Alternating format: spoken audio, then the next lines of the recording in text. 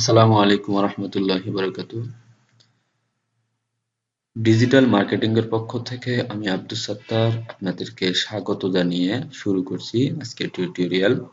আজকে যে আমরা টিউটোরিয়ালটি নিয়ে আলোচনা করব তা হচ্ছে কিভাবে আমরা ওয়ার্ড আর্ট, স্মার্ট আর্ট এবং চার্ট নিয়ে কাজ করব। তাহলে বন্ধুরা, কথা না বাড়িয়ে আমরা চলে যাই মূল প্রোগ্রামে। তো স্মার্ট আর্ট এবং চার্ট নিয়ে আমাদের কাজ করতে হলে যে কাজটি করতে হবে তা হচ্ছে আমাদেরকে শুরু থেকে আবার চলে আসি আমি মাইক্রোসফট একটা ওয়ার্ড ডকুমেন্ট ফাইল ক্রিয়েট করে এরপরে আমরা একটা পেজ নিব। পেজ নেওয়ার পরে আমাদেরকে এখান থেকে আমি একটা নিউ পেজ নেই, কন্ট্রোল এন দিয়ে একটা পেজ পেজ নেওয়ার পরে আমাদেরকে ইনসার্ট মেনুতে দিতে হবে। ইনসার্ট মেনুতে গিয়ে এখন দেখেন এখানে table, picture, clip art, shape এই প্রত্যেকটা বিষয় নিয়ে আমি আলোচনা করেছি এর আগের টিউটোরিয়াল গুলোতে। আজকে আমরা দেখব স্মার্ট আর্ট নিয়ে কিভাবে কাজ করা যায়। দেখেন এখানে স্মার্ট আর্টের বিষয়টা হচ্ছে অনেক একটা গুরুত্বপূর্ণ বিষয়। এই স্মার্ট আর্ট দ্বারা আপনি 10 পেজের একটা আর্টিকেলকে আপনি অর্ধেক পেজেরও কম জায়গাতে আপনি ফুটিয়ে তুলতে পারবেন। ধরুন আপনি কোনো একটা প্রতিবেদন লিখতেছেন, সেই প্রতিবেদনে আপনাকে বলা হচ্ছে যে প্রত্যেকটা বিষয় আপনি আলাদা আলাদা করে ইন্ডিভিজুয়ালি পরিচয় দেন। তো এখানে আমি দেখা যাচ্ছে যে এখানে টেক্সট টেক্সট টেক্সট 5টা টেক্সট আছে। তো এটার থেকে আমার বেস্ট অপশনটা হচ্ছে এই বক্সটা যদি নেই, এখান থেকে দেখেন এই বক্সটা আমি নিলাম। নেওয়ার পর দেখেন এখানে টেক্সট টেক্সট টেক্সট, তো কোনো ব্যাপার না। এখান থেকে আমি একটা হেডিং দেব, ওই হেডিং রিলেটেড নিচে দুইটা নাম দেব। ধরুন আমি দিলাম আপনার কম্পিউটার।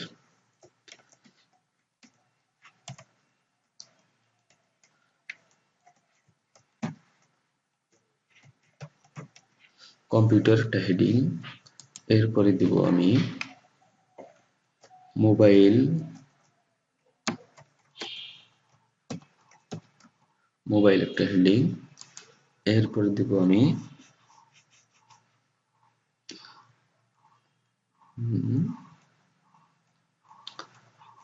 বাংলাদেশ দিয়ে দুইটা জেলার নাম দিব।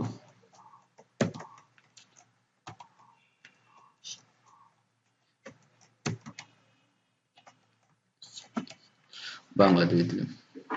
তো এইখানে কম্পিউটার একটা আমার হেডিং আছে, হ্যাঁ। এই কম্পিউটার হেডিং নাম থাকার কারণে নিচে যে টেক্সট দুটো আছে এই টেক্সট দুটোর মধ্যে আমি কম্পিউটার রিলেটেড দুটি ব্র্যান্ডের নাম দিব। তো আমরা প্রথমে দিই এইচপি। এইচপি একটা ব্র্যান্ড, নিচে দিলাম ডেল।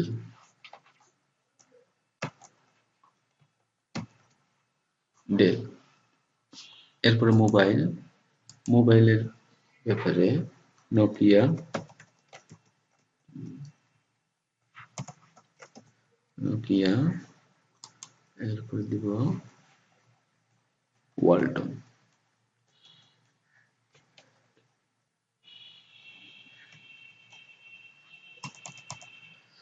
Nokia Symphony.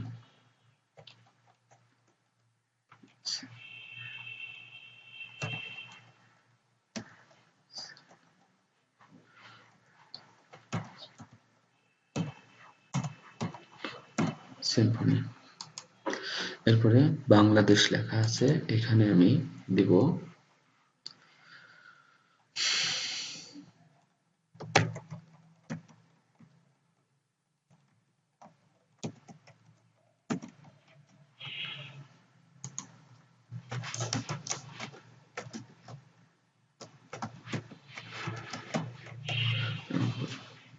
তো এখন এখন দেখেন এখানে তো তিনটে আমি স্মার্ট আর্টের 3টে বক্স নিয়েছি, বক্সের মধ্যে অটোমেটিকলি সেখানে আমি কোথায় লিখবো, কিভাবে লিখবো ওনার দেখাই দিচ্ছেন। হ্যাঁ, তো এখন কথা হচ্ছে, যদি আপনাকে লিখতে বলা হবে কম্পিউটার সংক্রান্ত আপনি কিছু লেখেন বা একটা কম্পিউটারে কয়েকটা নাম লেখেন, তো আপনাকে আলাদাভাবে লিখতে হতো এবং সেটা টেবিল আকারে করতে হতো। সেই জিনিসগুলো অনেকগুলো ঝামেলা আপনি বেঁচে গেলেন। তো এখানে আলাদাভাবে ডিজাইন করা আছে। এই ডিজাইনগুলো যদি আপনার মন মনঃপূত না হয়, তো আপনি এখান থেকে সর্বপ্রথম কালারগুলো চেঞ্জ করে নিতে পারেন। প্রত্যেকটার জন্য আলাদা আলাদা কালার, ইন্ডিভিজুয়ালি কালার।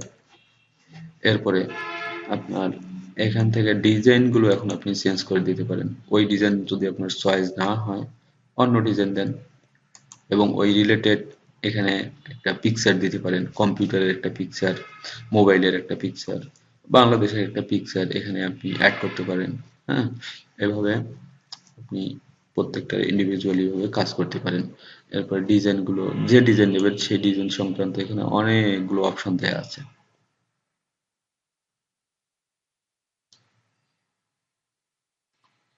এখান থেকে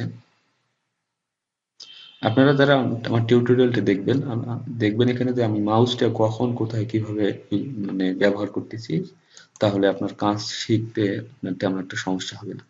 এই কালারগুলো এখান থেকে আরো ভিন্ন কালার আমি নিতে পারবো।